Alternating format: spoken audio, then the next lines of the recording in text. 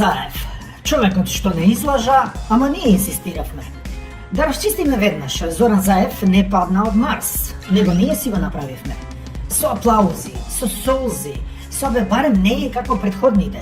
И тоа барем не чини повеќе од сите лаги заедно. Македонецот што сака искреност, многу сака искреност, додека не го заболи. Некако народ имаме чудна навика, сакаме политичар што ќе каже како што е. И кога ќе дојде таков, се навредуваме.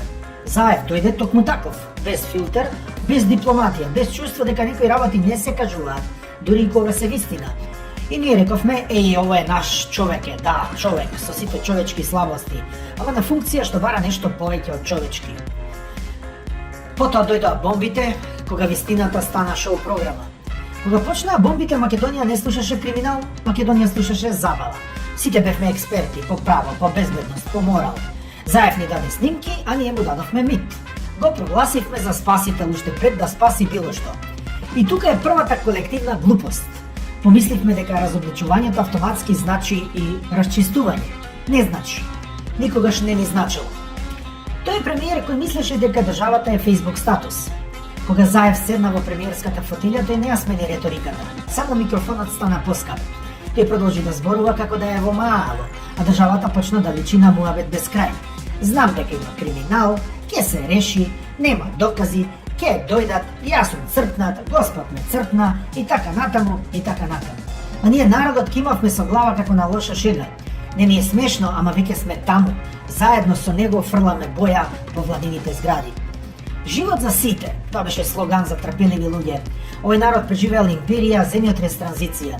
Ние сме навикнати да чекаме, со кубурот нормално во гаките. Заев го знаеше тоа и ни го продаде чекањето како визија. Животот дојде, ама со одложување, со објаснување, со пресконференција. И не дојде за сите, туку дојде само за него и за неговите, посебно за другар му Филипче.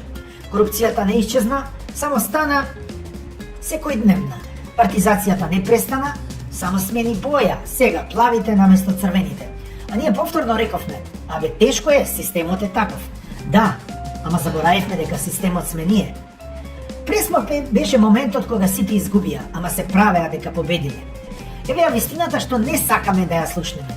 Името не го смени само Заев, ние му дозволевме. Да му излезевме, да го растуривме како дете звечка, ќе беше друго.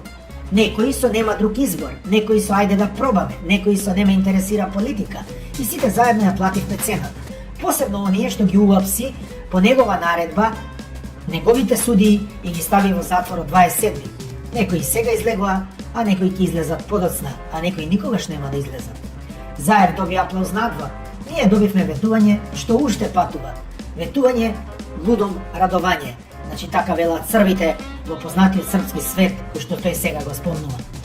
И пак не излеговме на улица затоа што не болеше доволно. Не болеше, ама не доволно за да станеме од кауч. И го смени името.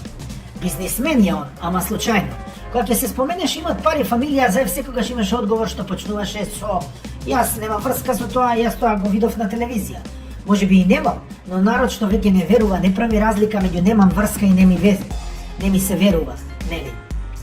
А најиронично, ние не баравме светец, баравме само некој да не прави будала, а Заев не направи сите будали и тоа онака здраво. Оставката му беше македонски хепиенд. Во нормална држава, оставка е почеток на одговорност. Даваш оставка, а од утре си веќе плен на обвинение. Значи, обвинението оди по тебе. Кај нас тоа е крај на приказната. Даваш оставка и после си богат човек. Заев си замина, народот воздивна и продолжи да бара следниот што ќе биде поинаков. И тука доаѓаме до најцрниот хумор од сите. Зоран Заев не е аномалија. Тој е логичен производ на народ што постојано избира помалку зло. Додека не му остане само зло со насневка. Посебно неговата насневка. И па кој е виновен? Да, Заев, за многу работи.